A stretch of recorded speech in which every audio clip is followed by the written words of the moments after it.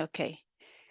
So if you're already here and you need to go back into your Power Query, you can always do that using this transform data. So we are under home and we go back into transform data, this.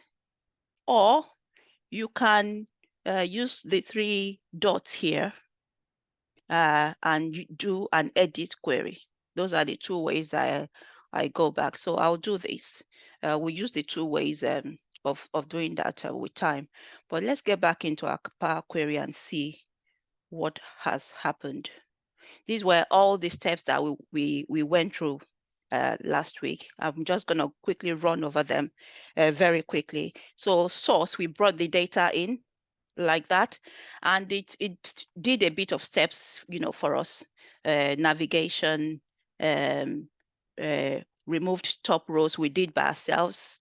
We remember that we removed the top rows. Why did we remove top rows? Because they were all null and we didn't want them. We want this row 4 to be on top. Then we could promote it. So that was what Sorry, happened. ma'am. Yes. I don't know if I'm the only one. We are only seeing the Power BI canvas. Your Power Query, I guess that should be another screen. Discussing it's not up. Yeah. Okay.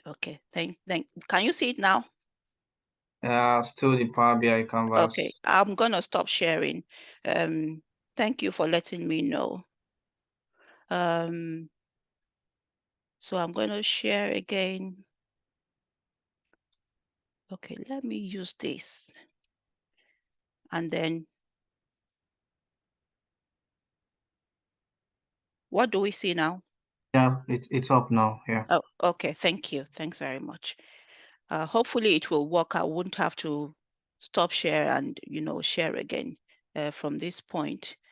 So I was just quickly running through the steps, which have all been documented in our applied steps, how we brought in this the data from the source.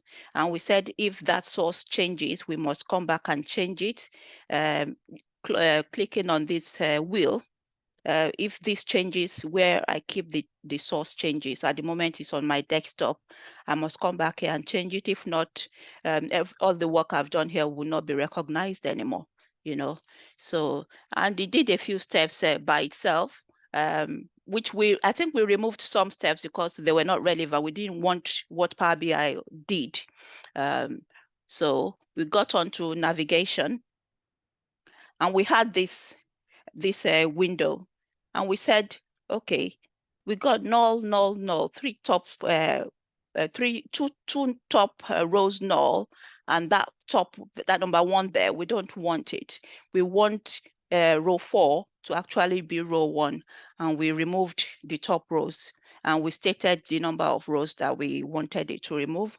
The top 3 rows we told it to remove, and then we were able to then promote the header, because then this row 1 should be our header row, or be the headings rather. So we use the promoted headers, which are found maybe somewhere here. You could find use first row as headers. It's also here, So I won't spend too much time on the things we've done so that we can, proceed further. But yeah, we have it in last week's video, and thank God steps are recorded anyway. We can always come back and check. I remember that we duplicated these CDs to get this. So we had a duplicate, and we talked about the difference between duplicating and referencing. If I referenced a table, then I won't be able to. Those two tables will become dependent. The reference one will become dependent on the source one. But if you duplicate, they become independent. So it depends on what you really are trying to achieve. That is how you know what to use. And when we duplicated these, it's brought all the steps that were done before with it. Now, I don't think I explained how ID came to be. I'm not sure that I did. So I'm going to remove a few steps. I must have come back here to do a few things. I changed a few things there. Okay. Okay, this was where we stopped actually last week. So we said, let's make this the table for the musicians. This was what we did, okay? And we removed duplicates. I see from here that we have removed, so anywhere that maybe King Sunny Ade was duplicated, it's been removed. So this table is supposed to be unique for me. It says 54 rows. It was more than that. The number of rows we had was 861 rows, but because we removed any sort of duplicates from this table, we had 54 rows. And I remember that we closed and applied. So we brought it into Power BI. Can we still see this? Yeah. Yes. Okay, thank you. So we brought it into Power BI because we feel, okay, we are done. Okay, we are ready to go on and work at whatever requirement that we have been given. We talked about these three icons here. This is the report view. This Canva here is the report view. This table shows us the tables, the data. So if I clicked on see this, it brings all the columns and the rows. And if I clicked on the musicians, it brings that. Now, and the third one is the model view. It shows us the relationship between our tables if we have more than one. In this case, we have more than one. And normally I was expecting Power BI to detect this relationship straight away, but it's not detecting it. Let me check my settings and see if I, you know, what the options I ticked in here. Did I ask it to auto detect relationships at all? Data load, always detect types, yes. Never detects. So I'm looking through to see, okay, let me look at the current file, data load under this current file, import relationships from data sources on first load, auto detect new relationship. So I did ask it to auto detect. Why is it not doing that? I'm going to close this, okay, that. To form a relationship, we must look at something that is common between them. Now, this is saying path. Let's go back to the table. Okay, this is named path. Now, this is where naming our columns is very important. That shouldn't necessarily be named path. It's not really telling us a true representation of what this is. These are names of the musicians. So maybe I was better off naming this as, putting this as names, or putting it as musicians, Let's look at the same table, the same column on this table. See what we have. Is there anywhere where we've got names or path? Okay, this is also names, and it's also called path here. Okay, fair enough. At least they are both called path on each table. So let me try and form a relationship between the two. So I got path here, I got path here. We form a relationship by just dragging, So I'm going to click down and just drag that path onto the path here. Let's see what happens. Okay, now it's coming up with a warning. It's telling me that this relationship has cardinality many to many. This should only be used if it is expected that neither column path and path contains unique values, and that the significantly different behavior of many to many relationships is understood. Now, the aim of we aim most of the time to not make our relationship many to many because of complications.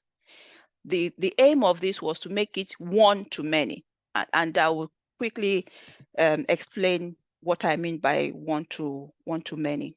So I'll take us back to our stores. Let's take example Tesco, where in their database they've got customer table and they've got orders table.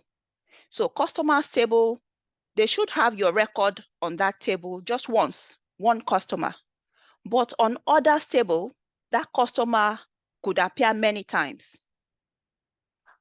on the customer's table, his record is there once, his unique ID, his names, and any other data they have on that customer. So one row or one record, one customer, it shouldn't be appearing many times. But on their orders table, that same one customer might have bought other stuffs in their store for many times. As many transactions as possible are recorded for one customer in orders table. So using that kind of idea or ideology, customers table becomes one table, our one. That is where the one we call one table, because each row of record is unique to one person. But orders table is known as the many table, because one person can be represented as many times as possible. Okay, so when I made this musicians table, I was expecting it to bring a one, because I'll go back here, musicians. So I said I've already, said I've removed duplicates, meaning one person should not be appearing many times. So what happened? Okay, I can't really figure out what happened, but he's telling me now that a particular name is maybe looking like another name. Normally, names are not always the best to form a relationship, on, because sometimes names are not as unique as we think they are. So to solve this problem, what I will then do is I will go back into Power Query and see how I can make this table unique. I want it to be a one table, not a many table. I don't want cardinality many to many at all. So I'm going to go back. Now I'll go into Power Query using this transform data. And if you know the answer to this question, please unmute and let me know. How best do you think I can make this table, this table or this column unique? What makes you unique to Tesco? What is that one thing you have that other customers do not have, or that makes you very unique in Tesco's database? What do we call it? Anyone? Your club card number. Aha, your club card number. Thank you very much. Thank you. Which can be a form of ID. You see, IDs are very unique. My ID will be different from someone else's ID. So what I will do now is I will then introduce a kind of uniqueness to this table. And that is there a way to make this not show? I wish it will not. Normally it goes away. I really don't want it to be on. Okay. All right. Thank God. So I want to make this unique. I'm going to introduce something similar to a club card number, but this time we'll call it their ID, their unique ID. So, and that unique ID is going to come as another column. So I'm going to be using the add column button. So I want to introduce what we call the index number. Now, index number just helps you to number the rows 1, 2, 3 down, or 0, 1, 2, 3 down, or you can custom. So let's try all the three, scenarios here. So if I said I want you to number from 0, it's just gonna number King Sunny Ade 0, 1, and down like that. But I don't think King Sunny Ade will be happy to have an ID of 0, So let's change that. What if we wanted it to be, I'm going to remove that and we start again. I don't want to start from 0. I want to start from 1. Okay, here we go. That's a lot better. Or maybe you have your own method in mind. Say you want to customize it. You can customize it. My starting index would be 2, and I want that to increase down by 3. Increment of 3. It would work that out, and that's what you would have. But I think in this case, we are okay to use from 1. Okay, so we use from 1. Now, how do we, because index is not good enough, how do we change this index to ID? Who can quickly tell us? I want to rename this column now. I don't want it to be index. I want to make it ID. What should I do? Any suggestions? We just double click and rename. Yeah, double click, yeah. Okay, thank you. So I just call it ID. And I just clicked enter there. Okay, that is one way to do it. Okay, what if I remember that when we double clicked and renamed, there was an extra step added here. And let's not forget that for every new step that we add, we are giving Power BI more work to do. So for the sake of optimization, or is it query optimization, they call it, for the sake of, okay, let's keep it as small as possible, those steps that we use to get to a stage, just to improve effectiveness. How about I remove this? I don't want an extra step, and I still want to be able to rename this. How else can I rename this? And it is within this M language here. We talked about a bit about M language last week. How do I change index here? Any suggestions? You click on that top icon here, where your cursor is. Yeah. And let's just change it here. So I just highlighted index, and I'm going to type ID in it and make it, and just enter that. So that way, can you see that there's no extra step that's added here? And we have achieved what we wanted to achieve. Okay, now IDs are unique. I may decide that this ID, because of its uniqueness, is not supposed to be summable. I don't want to be able to aggregate it. Because it's an ID, it should not be possible to say 1 plus 2 or 1 plus 3. So most of the time, what I do with my IDs, if they are numbers, is I change them to text. So the best it can do with this ID is just count it, which is what IDs should do anyway. That's not compulsory. I just like to do it like that. You know, it just brings that uniqueness out again, that, okay, well, this is not like your normal 1, 2, 3 that you have in your record. So I don't want you to be able to add it. I don't want you to be able to subtract them, because you can't add 2 people together, not where IDs are concerned anyway. Okay, now we've done that. Last week, we talked about being able to merge queries, but we didn't do it. I forgot. We did show how to append, but we did not show how to merge. Now that ID is here, and this CDs here is what I will call our fact table. You know, our fact table is where, in quote, transaction takes place. This is where we know that activity has taken place, you know. And that fact table is supposed to have my ID from the musician.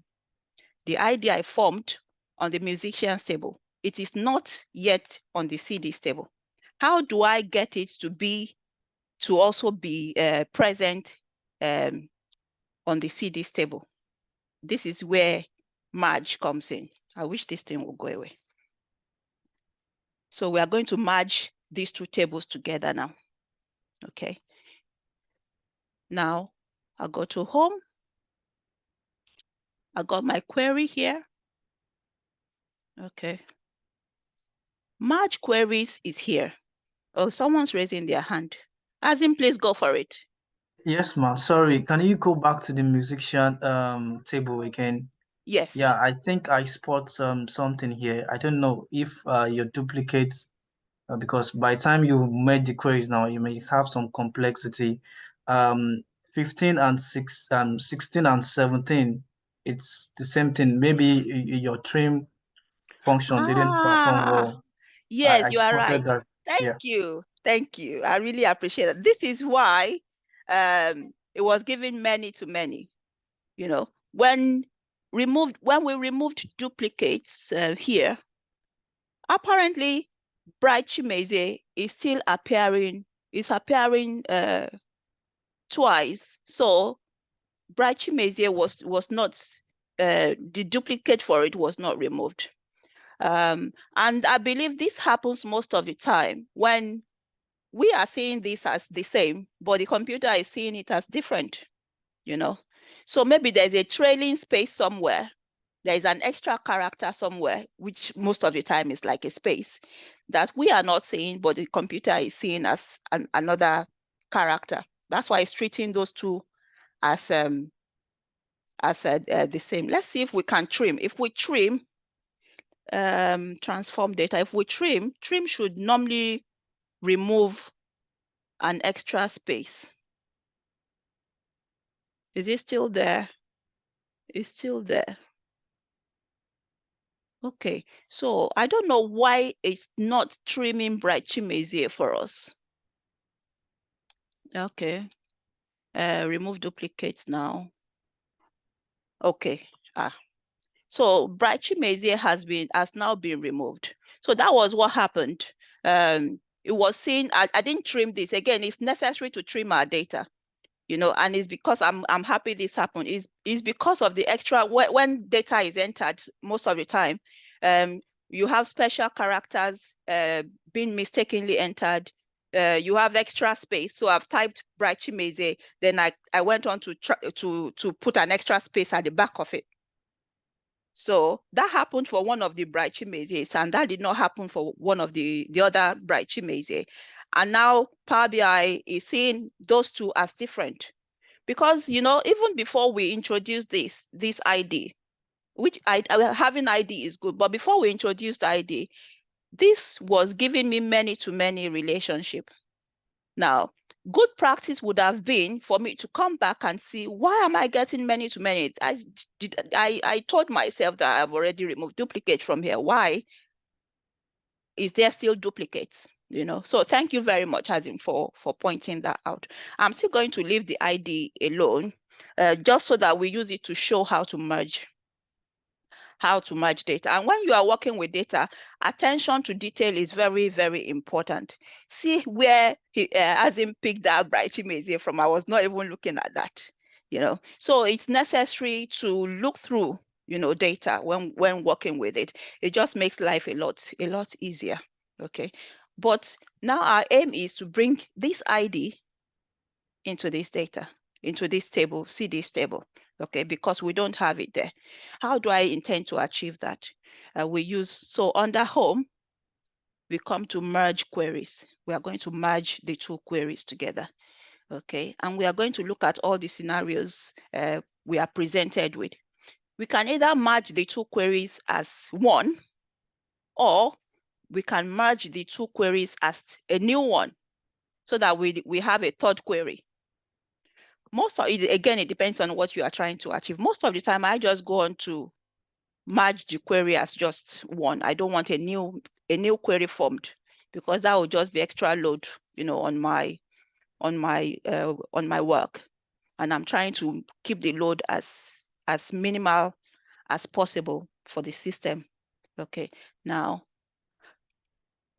which table do I want to merge with this? Musician. Okay, now what is common to both of them that I want to merge on? What's the common column? It is path.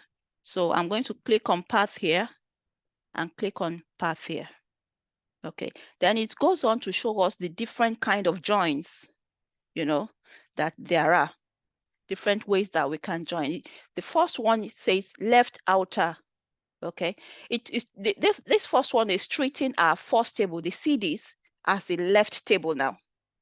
So it's going to bring everything that is in the CDs, which is the left one, the first table, and only what is common, you know, to what the musicians table has in common is what is going to, it's not normally intended to bring everything from the musicians, only what musicians has in common with CDs, okay? That is left outer join, okay? I think discussing all the various joins now is going to take a whole, almost half of a lesson, to be honest.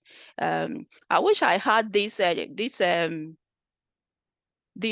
who remembers Venn diagram, where you have a zero, a circle, not a zero, two circles joining together, just like these two tables are joining together now, so, and they meet at the middle, so the left outer join would bring everything that is in the left circle, and only what is common to that in the right one.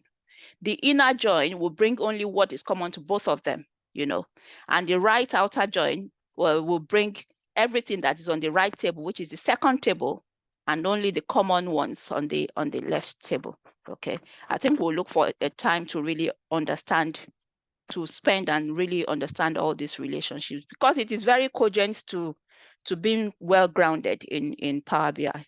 In this case, we are going to use the left because we want to bring in everything that's in this first table anyway. So, and it's already put here that the selection matches 861 of 861 rows, which means it's matched, all of our rows together, and that is a good sign. So I say, okay, and it brings this table, and with this icon here, which means we can expand. It's a table that is brought in. It's a whole table that we brought in, this musicians table. So it's telling us to expand, and what do we want to bring in? I'm not going to bring in path because path is already here. The names of those musicians is already here. So I'm going to unclick all and just bring my ID. Okay. Again, use original column's name as prefix. I don't like using that, So when you practice, you can see what it does to, okay, let's use it actually. Let's use it now. It will complicate the name of your column. So let's see. So I okay that. It says musicians.id. I don't want the name of this to be musicians.id. I just want it to be ID. Okay. So I'm just going to come here and remove the musicians on here.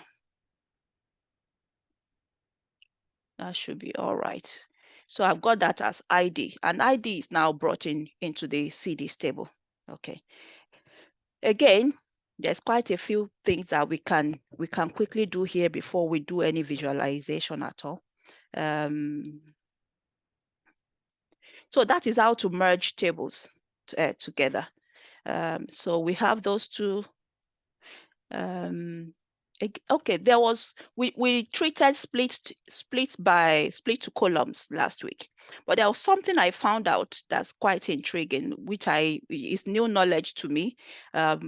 Okay, last week our example was this table, this column, sorry. If we wanted to split the whole of this column to how many different columns, we'll just come under home. There's a split column button here, and there's different types of methods that you can use to split. You can split by delimiter. Maybe you want to pull out a number of characters. Maybe the position or that you want to split this from. Maybe it's a lowercase to uppercase scenario, or uppercase to lowercase, or if there's a digit to non-digits.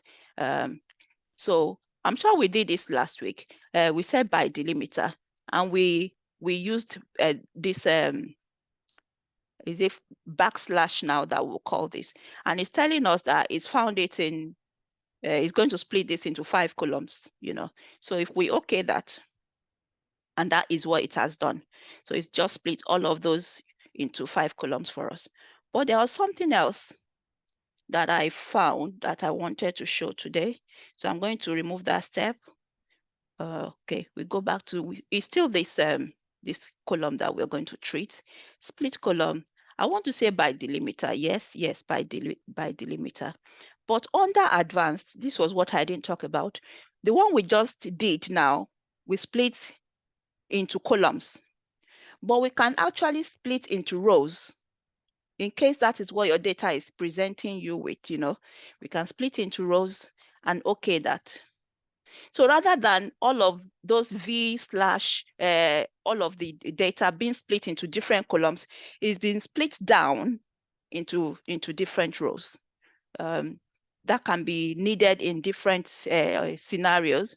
It could be that maybe you've got a table where you have different products that are sold in a particular day, but you want to, maybe you have leather, shoes, bags, all of those separated by a comma on this first row. But the requirement demands that you split them up and split them as into different columns, different rows now, not columns. The method we just use now is what you would use.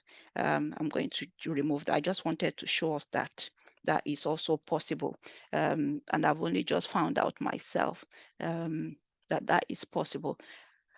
Now, so this is the sales, date created, date modified. All of these are our dates. Do we need all of them? Remember, we said anything that we don't need, we remove. Like, I just want to keep one of the dates, maybe date created, let's keep just one of the dates. Date modified, we'll remove most of the other dates. They are not really relevant. So I'm clicking on date modified, and I'm pressing down my shift key so that I pick these three, and I'm going to remove these columns because I don't want them, just cleaning up now. Okay, again, this, I don't see the essence of this column. It's not useful. And that's me deciding. You would know by the data you are presented with what needs to come with you and what needs to go. So I'm going to remove this column as well. And we have to be careful what we are removing in case so it doesn't, disturb other works that have been done. We talked about data types, I believe, last week. So we want to make sure that all of our data types, sales is seen as 1, 2, 3, because that is currency. Maybe I want it to be seen as fixed decimal number. It might, okay. So that's reading better as money to me now. So I change that. This path, okay, I want to rename it. I don't want path. I want it to be names. So I say names. And I change it here as well. Okay, so that makes better sense. Why? What happened?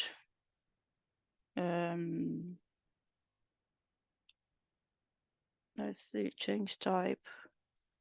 Okay, go to error. The column path of the table wasn't found. Okay, so what? Is it because I changed the name of it? Names, path. Okay.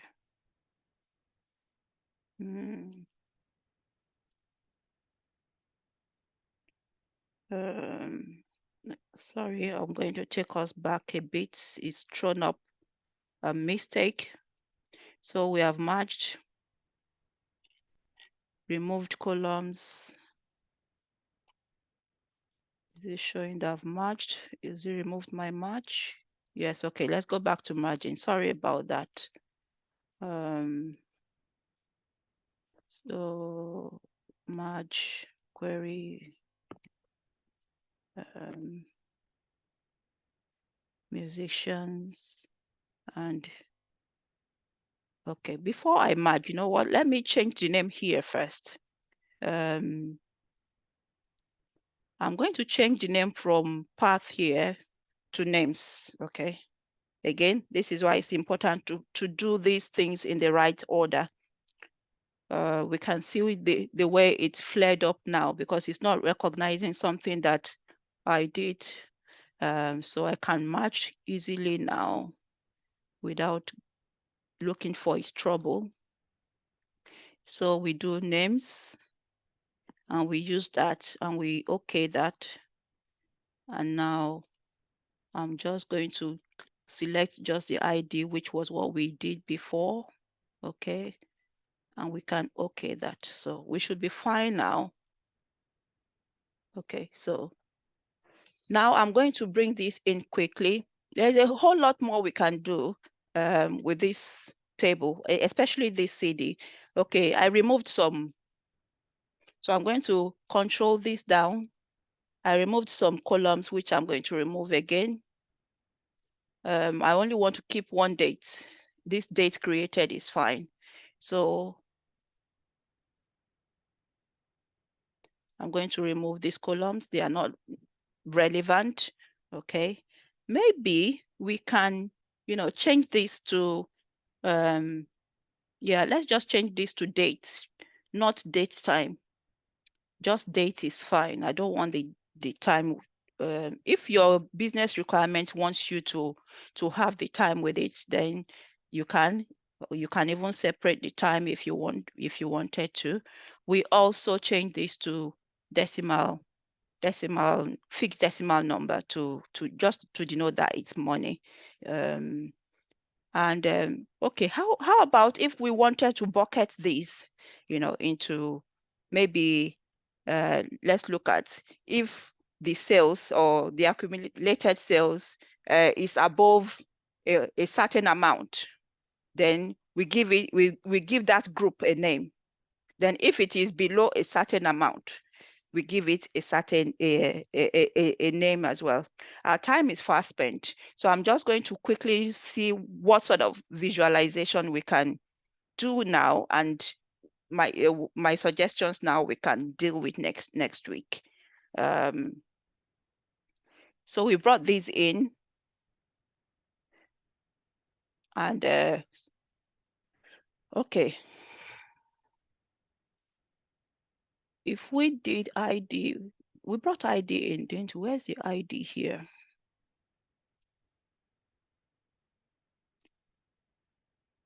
Okay, we go back again and see what has gone wrong, because I brought the ID in to see this, but it's not there right now.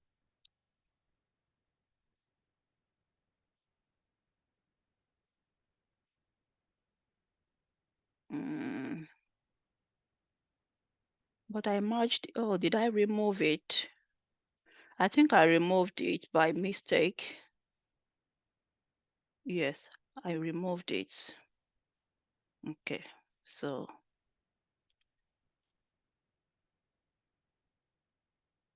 we remove this, we put this back. Okay, so now I need to be careful what I'm taking out, what I'm putting back. Okay, so I'm going to remove the dates we talked about to remove.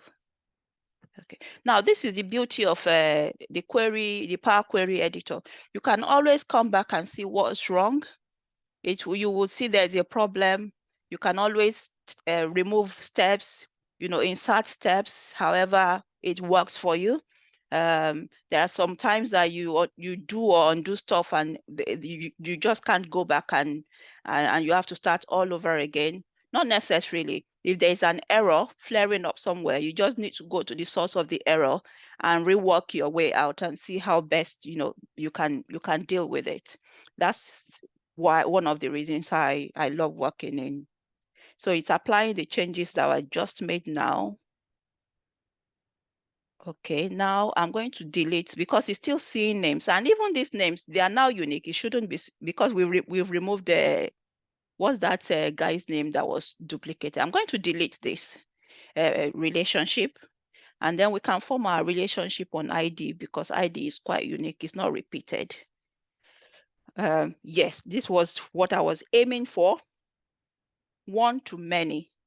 So the names, the IDs rather, are appearing here once, but one ID appears here many times. So one to many, and we can see this direction matters, the direction of flow.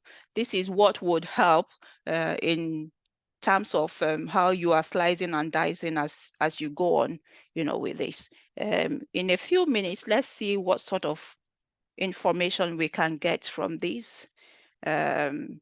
So maybe I want to use a table. Table is simple enough, and I just want to see the my list of names and sales and how much they have made, over time, So this is not really, this is quite hard to read for somebody who, most of the stakeholders just want to quickly see something that gives them quick information and go. They can't be dealing with all these numbers like that. So we can decide to use a kind of a right kind of a graph or chart to show them, look, this is what has happened. Chief Stephen Osita Osadebe actually had the most sales, and we can see the tooltip there displaying how much this musician had compared to Oliver the Cook and Burna Boy. And these are not true representations. They are just manipulated data just for the purpose of this practice work. So that is one way to use this. We can look at sales, maybe in terms of time, over time, what has happened. Okay, so I'm clicking out now so that I don't change what I've put here. I want to look at maybe again sales over a certain date.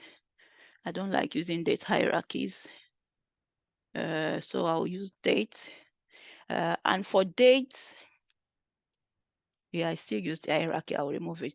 And for dates, especially over a long time, you are better off using a line graph, to see how sales have been over the years, For this, we didn't do a proper date table. Normally, we'll maybe next week, if we have time next week, we'll learn how to do a proper date table, how to bring that into the relationship with the other tables. And there's a whole lot of more helper columns that we could build into this CD to give us more analysis of actually what has happened over time. We could bucket all these musicians maybe by year. Which year did they reign? How did we know that they actually reigned? What more can we do? There's a whole lot more that we can build in, but they have to be built in, because we started with something that was really very raw. And even these charts, there's a nice way that you can show them. This is not looking pretty at all. Although I always say pretty is not the most essential, but it's nice to present something that is eye-catchy. So your chart has got to give the right information. It's got to be very simple. It's got also to be beautiful. And there's a whole lot to learn on how to make that, here as well. But I feel gradually we'll get there. Rome wasn't built, in a day.